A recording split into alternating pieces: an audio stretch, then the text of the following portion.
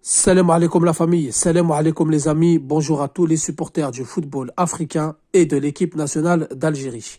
Les amis, je fais cette vidéo pour parler de la 5e journée des éliminatoires de la CAN 2023 qui se jouera en 2024 en Côte d'Ivoire. Et plus précisément, on va parler du groupe F, celui de l'Algérie. Donc, dans ce groupe, on a l'Algérie, l'Ouganda, la Tanzanie et le Niger. Après 4 journées, l'Algérie a validé sa place pour la CAN en finissant première de son groupe, quoi qu'il arrive, avec 12 points. Lors de la double confrontation face au Niger, gagné 2-1 à Barakri et 1-0 à l'extérieur en Tunisie. Donc comme elle n'a pas de stade homologué, c'était un match comptant en l'extérieur, on a joué en Tunisie. Après ces deux victoires, l'Algérie s'est qualifiée avec 12 points. En deuxième position, nous avons la Tanzanie et en troisième position, on a l'Ouganda avec 4 points chacun. Pourquoi? J'explique que les deux matchs qui vont suivre pour l'Algérie, ce sont plus que des matchs amicaux et ça tombe très bien pour la préparation de l'équipe de Djamel Belmadi, tout simplement parce que il y a plusieurs scénarios possibles. Si par exemple l'Algérie gagne face à l'Ouganda et que la Tanzanie gagne face au Niger, parce que la Tanzanie reçoit le Niger le 18, donc dimanche, ça fera la Tanzanie à 7 points et l'Ouganda restera à 4 points. Et le dernier match, quand la Tanzanie se déplacera en Algérie en septembre, elle n'aura besoin que d'un match nul pour passer à la CAN.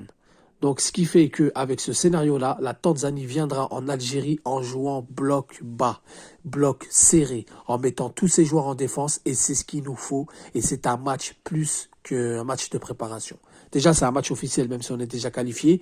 Mais dans l'enjeu et dans l'envie des Tanzaniens d'aller se qualifier, ils vont nous causer énormément de problèmes. Et Djamel Belmadi aura de quoi réfléchir pour les prochaines échéances, pour les prochains matchs cruciaux qui arriveront, notamment en novembre, au début des éliminatoires de la Coupe du Monde 2026, où on aura des équipes qui joueront bloc bas. Et ça, c'est très bien pour nous. Certains peut-être le voient d'un mauvais œil, même le fait qu'on joue à Japoma face à l'Ouganda, mais c'est très bien pour nous et c'est très bien pour les joueurs, non seulement qu'ils ont intégré l'équipe nationale, et les joueurs qui veulent progresser dans ce continent.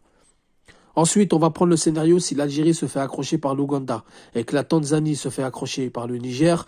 Ils auront 5 points chacun et le dernier match sera crucial encore une fois pour l'équipe d'Algérie. D'accord? Et ce qui fera que la Tanzanie sera obligée peut-être de jouer un peu bloc bas et d'agir en contre-attaque, chose qu'on a toujours du mal en équipe nationale, à gérer les contre-attaques qui partent dans notre dos de la défense. Donc il y a de quoi travailler pour Djamel Belmadi. Et enfin, le dernier scénario possible, c'est que l'Ouganda batte l'Algérie, le Niger batte la Tanzanie en Tanzanie. Mais honnêtement, les amis, on va parler techniquement parlant, on va parler sur le papier. La Tanzanie, je ne les vois pas perdre à domicile face au Niger. Car la Tanzanie est obligée d'aller chercher sa qualification. C'est une opportunité en or. Car l'équipe de Tanzanie, techniquement parlant, va partir dans l'idée que l'Algérie battra l'Ouganda. D'accord? Attention, je ne sous-estime pas l'Ouganda. C'est une équipe très coriace qui nous a posé énormément de problèmes au match aller. Ils avaient même raté le pénalty égalisateur. Mais techniquement parlant, la Tanzanie va partir dans le principe que l'Algérie va battre l'Ouganda et donc elle va tout donner face au Niger. Donc dans les 3 scénarios possibles, c'est des matchs très très importants. Et l'Ouganda, on va revenir sur le match Ouganda-Algérie à Japoma. L'Ouganda, c'est la raison pour laquelle ils ont été joués à Japoma, car ils savent que nous, on a du mal dans les terrains de patates. Ils savent qu'on a du mal sous la chaleur, etc. Donc c'est de bonne guerre, on va dire.